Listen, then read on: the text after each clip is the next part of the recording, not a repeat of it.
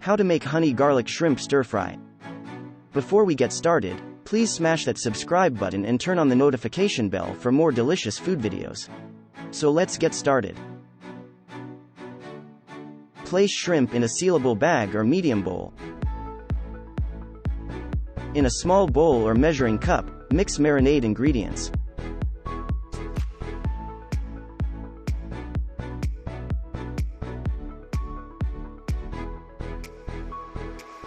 Pour half of the marinade on the shrimp, save the other half for later.